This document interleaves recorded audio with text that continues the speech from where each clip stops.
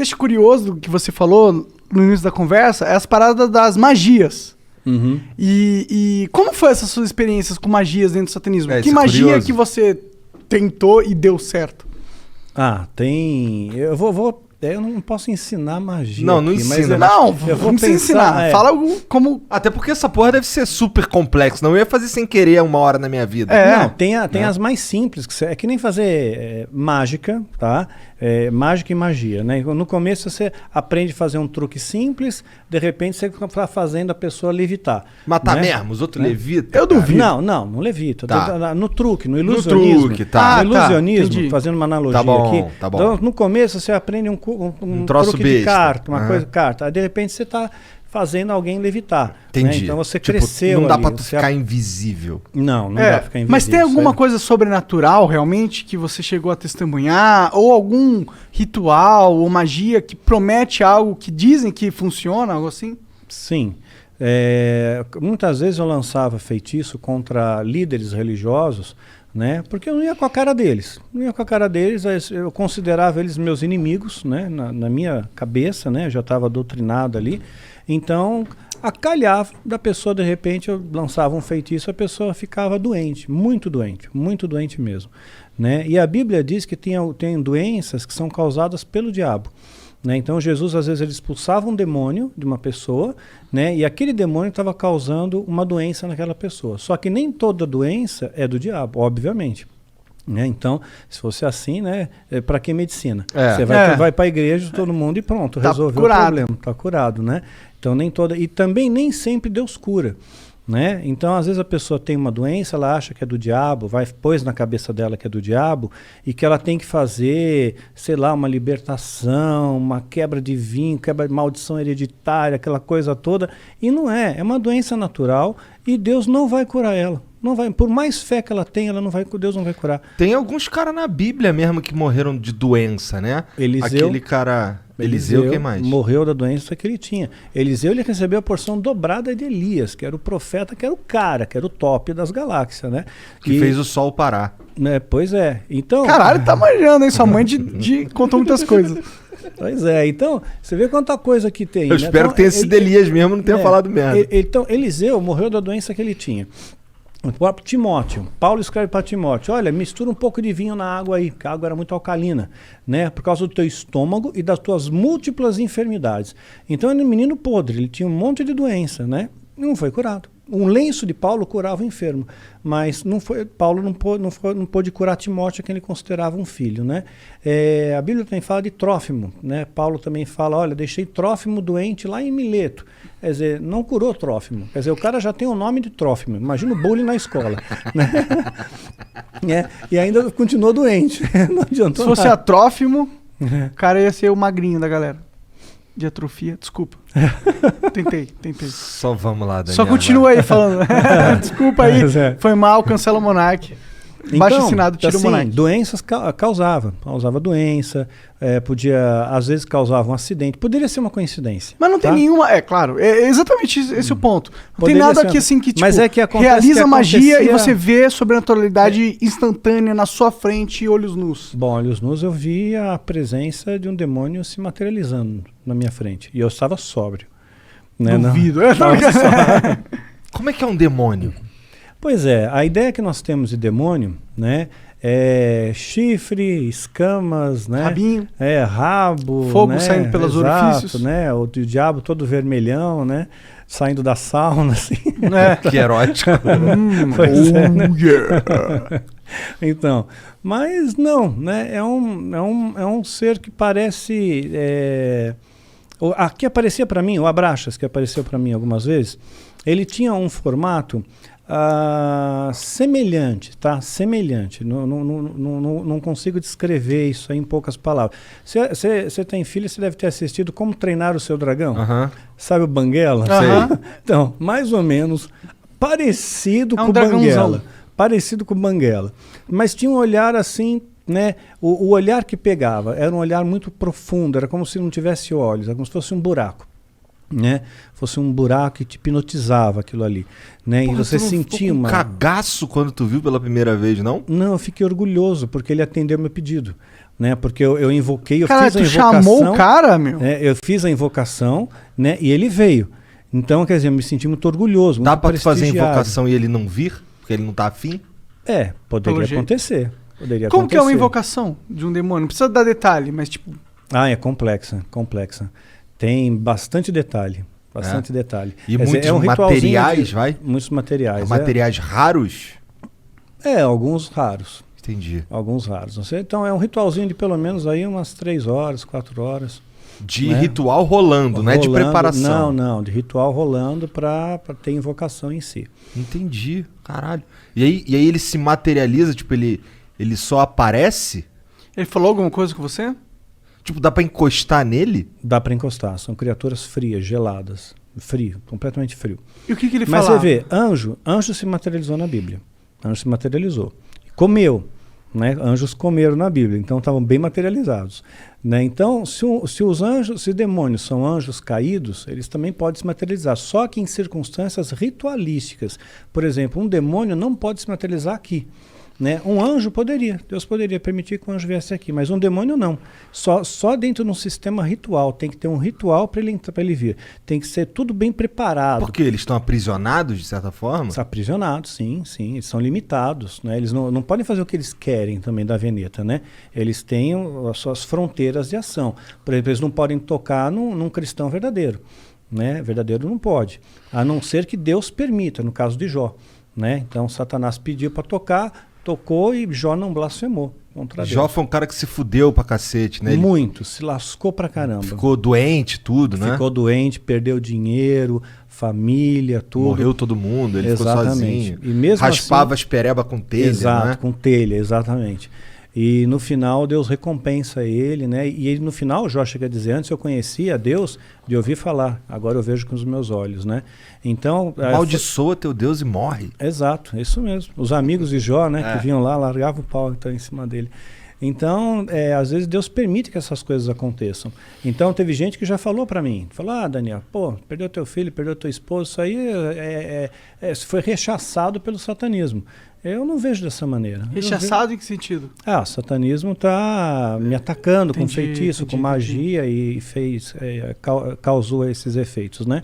Mas eu não vejo assim. Não? Não, de forma alguma. Eu vejo assim como coisas que Deus permite, que as pessoas morrem no mundo, né? Isso acontece, né? Então as pessoas têm depressão, né? Então aconteceu, eu vejo como uma fatalidade. E mesmo se fosse no caso como Jó, né? Vamos supor que o demônio tivesse pedido permissão para Deus, olha, deixa eu tocar lá no Daniel, né? Porque vamos ver se realmente ele segura a onda, vamos ver se ele é cristão de verdade, vamos ver se ele não vai se rebelar contra Deus, né? Depois se eu tirar dele o que ele tem de mais precioso, né? Que era o meu filho, né? Principalmente, né? Então, tirou. Aí eu nunca me rebelei, nunca questionei a Deus, nunca... briguei com Deus, né? Eu sempre costumo fazer a oração que Jesus nos ensinou como modelo do Pai Nosso, né? E dentro dessa oração está escrito, olha, Pai, seja feita a tua vontade, assim na terra como no céu, né? E essa é a minha oração, seja feita a sua vontade, não é a minha, é a tua. Se a tua vontade é essa, que a minha esposa partisse naquele dia, dia 30 de maio, pronto, é 30 de maio, é o dia que Deus escolheu. Né? Então eu descanso nele, ok? E tudo tem que ter um propósito, porque eu escapei da morte 2 vezes, né? Então por 2 vezes escapei da morte. Então, olha, eu diria que 3, se contar da vez que reagiu a arma lá do cara. Se contar nessa 3, porque ali 2 vezes, né? Então, assim que eu vi a morte de perto, né? Você sente o cheiro da morte de perto, né? E então, quer dizer, se eu não fui, é porque tem algum propósito aqui ainda, tem alguma coisa ainda para fazer aqui.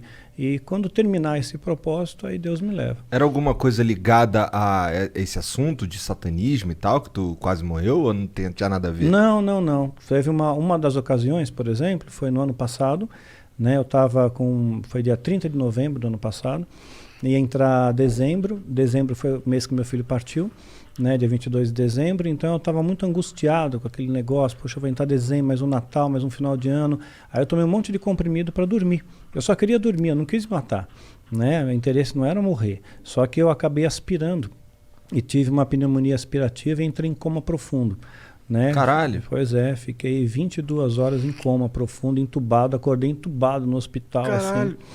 Então ali Tu foi você dormir sente- na tua cama e acordou entubado. Acordei entubado. Né? E é muito horrível, meu, você acordar com um tubo na boca. Deve ser, cara. Deve ser inde- assustador em primeiro é lugar. indescritível, indescritível. É, porque até o momento você achou que você tava só dormindo. Pois é, eu tava dormindo de boa, de repente você acorda, tubo na boca, né? Um ambiente diferente, onde eu tô, quem sou eu, né?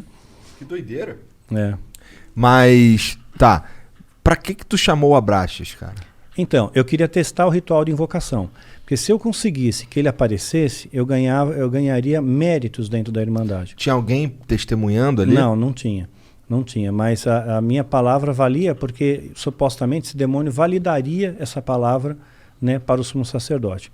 Né? Então eu fiquei muito orgulhoso com aquilo. Então a primeira coisa que eu perguntei para ele, né, eu toquei, vi que era, para ver se era real, né, gelado, frio, né, e me olhava fixamente nos olhos, né, mas eu não conseguia olhar por muito tempo, né. Ele era da tua altura? Não, estava mais alto que eu, mas estava como se estivesse ajoelhado, sabe? Tá. Né? Como se estivesse ajoelhado, não, ajoelhado, sentado sobre os joelhos. Tá. Ele tinha quatro membros? Sim. Assim, o Banguela lá, ele não é bípede, mas ele era bípede? Sim, bípede. Entendi. Né? Sim, tinha pernas, braços, né? Sentou, né? Forte, braceletes que pareciam braceletes de ouro, era dourado, né? Não sei se de ouro de verdade, não. Tá. Né? Dá para morder assim, tipo assim. É para valer, né? E a única coisa que eu perguntei foi se os animais eles iam para o céu, né? Perguntei, os animais vão para o céu, né? Porque eu tinha essa preocupação, será que os animais vão para o inferno? O animal é bonzinho, ele não pode ir para o inferno. Então eles estão todos no céu, né? Eu só fiz essa pergunta, né? Sei lá, uma pergunta besta, né? Que veio na minha cabeça. Interessante a pergunta até. Mas eu fiquei no vácuo, eu não tomei resposta nenhuma e ele desapareceu. E olha lá, ele, porra, tu me chamou pra isso, meu irmão? Caralho! Vai te tomar no cu, Porra! Eu queria a porra da tua alma, não quero. Eu sou um quiz aqui, eu sou o dicionário Aurélio da divindade, porra. Porra, mas em alguma outra oportunidade tu ouviu a voz dele? Eu vi a voz de outra entidade. Quem? Né, do Astaroth. Quem é Astaroth? Né? É a Astaroth. Né? É uma outra entidade que se manifestou dentro do ritual coletivo, dentro da mais pessoas fazendo parte do ritual. Devia ter por volta de umas 200 pessoas. Caralho. No ritual. Físico? Presencial? Presencial, sim. Presencial. E todo mundo viu a mesma tinha coisa? Zoom, não era pelo Zoom. Ritual, e todo mundo viu a mesma coisa? Todos viram a mesma coisa. Porque Que todos loucura, olhavam isso na é mesma loucura. direção. Isso é loucura. Né? Eu também cheguei a ponderar isso. Né? Eu vi e eu notei que todos olhavam na mesma direção. Né? E falou numa voz imponente, né? Falou algumas coisinhas ali. Você sabe o que? Você lembra? Eu lembro, mas eu vou dar spoiler, porque tem gente maluca que vai querer ser satanista e vai quebrar a cara. Foda-se. Porque ele falou uns bagulho maneiro?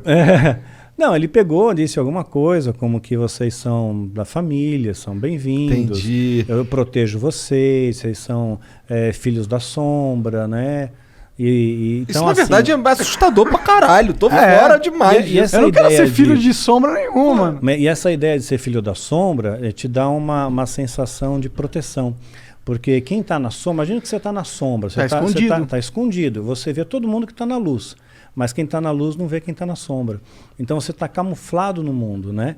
Então você é filho das sombras também. E aí todo mundo curtia. Mas ele falava mexia a boca e falava ou ele falava na cabeça? Não, mexia a boca e falava, né? Sem microfone, né? Não tinha acústica para microfone, assim, não tinha equipamento. Mas era uma voz foda. Era uma voz, sim. Sinistra. É grossona? Grave, bem Entendi. grave. Bem grave. Caralho, cara. Sinistreza Que porra é essa, cara? Tu é maluco de se meter nessas coisas, cara. Mas como que foi essa conversão? Como que você sai do... Pera, tu falou que tu invocou o Abraxas várias vezes. Sim. E ele nunca falou nada contigo? O cara Às era vezes teu protetor. Sim, falava coisas rápidas, né? Era sempre muito breve. Eram conversas breves. Era como se ele tivesse alguma preocupação maior, ou tenho mais o que fazer. Entendi. Né? Eu fiquei 4 horas aqui e tal, você ficou 2 minutos, né? Então, Arrombado, né, cara? mas eram coisas breves, né? Eu queria confirmar, eles diziam no satanismo que eu tinha uma alma gêmea, né? Uma moça entrou junto comigo no satanismo, né? E a gente estava muito bem mesmo, nós éramos muito amigos, né?